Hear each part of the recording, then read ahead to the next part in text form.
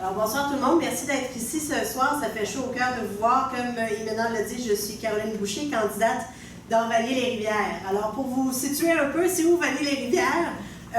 C'est presque le centre-ville. C'est collé sur Jean-Lesage d'un côté, collé sur Jean-Talon de l'autre, avec Tachereau à côté aussi.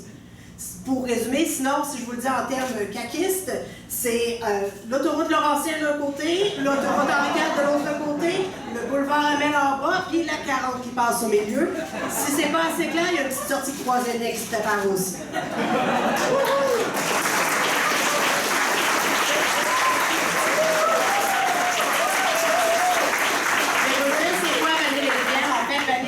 C'est une partie de Québec qui est victime depuis des années de la négligence, du manque de vision et du manque d'ambition politique.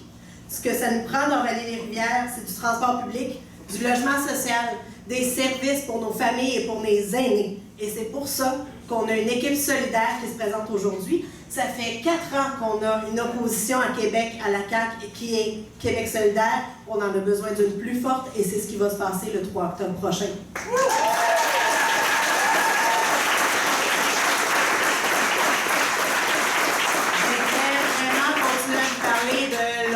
Mais c'est à Lucie, d'environnement, de services sociaux, tout ça. Mais ce soir, on m'a demandé de vous parler d'un sujet qui est cher à mon cœur, qui est l'éducation et les familles. Est-ce qu'on a des parents dans la salle? Probablement. Vous saurez, oui, les petites mains qui se lèvent, vous saurez que c'est la rentrée dans 4 jours. J'espère que vous avez acheté tous les duotangs de toutes les couleurs possibles. Pour vous faire un portrait de l'éducation au Québec actuellement, je ne veux pas vous faire peur, mais c'est la réalité. Il nous manque actuellement 1400 enseignantes au Québec. Juste à Québec, on apprenait ce matin qu'il nous manque 400 éducatrices en service de garde. 50% des écoles sont considérées comme étant vétustes au Québec et 25% des enseignantes abandonnent la profession dans la première année. C'est ça l'éducation au Québec actuellement. C'est le résultat, encore une fois, de la négligence gouvernementale répétée, gouvernement après gouvernement. Et c'est perpétué par la CAQ, qui dans les 4 dernières années ne nous a lancé que de la poudre aux yeux avec ses projets de maternelle 4 ans et d'abolition des commissions scolaires. QS, nous, on a les meilleures propositions pour répondre aux attentes des Québécoises et des Québécois en éducation. Et savez-vous pourquoi? Parce que notre plateforme électorale, elle ne s'est pas écrite dans des bureaux de ministère quelque part, elle s'est écrite avec les gens sur le terrain. On est allé voir les enseignantes, les parents, les orthopédagogues, les TES. On est allé voir les gens pour comprendre leurs besoins et construire avec elles et eux des solutions. Alors, qu'est-ce qu'on propose à Québec solidaire en éducation? Premièrement, un plancher de services pour les élèves. Ce que ça veut dire, c'est qu'on va offrir à tous les élèves et étudiants du Québec un plancher minimal de services pour s'assurer qu'ils ont le soutien nécessaire.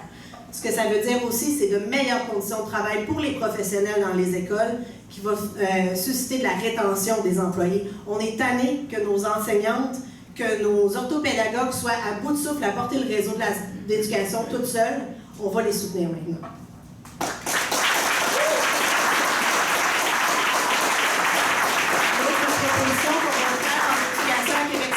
Cette année, c'est une loi budgétaire en éducation. Ça a l'air un petit peu effrayant, là, mais en fait, ce que ça veut dire, que c'est terminé, que les gouvernements successifs se permettent d'aller couper en éducation. Québec solidaire propose une loi qui va protéger les budgets en éducation et on va s'assurer que ce ne soit plus jamais permis de couper dans l'éducation de nos jeunes.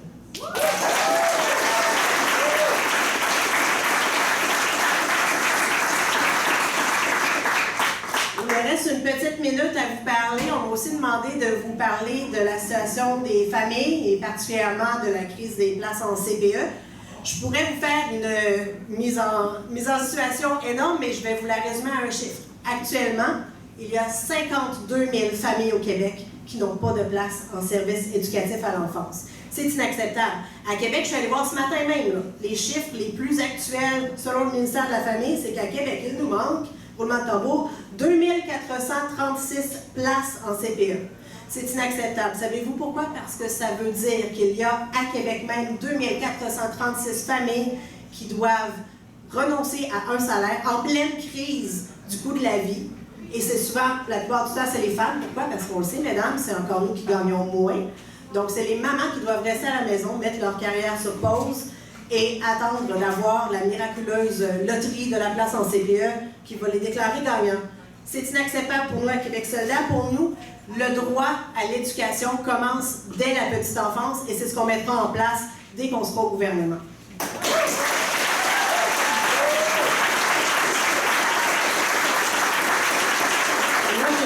Particulière ce soir.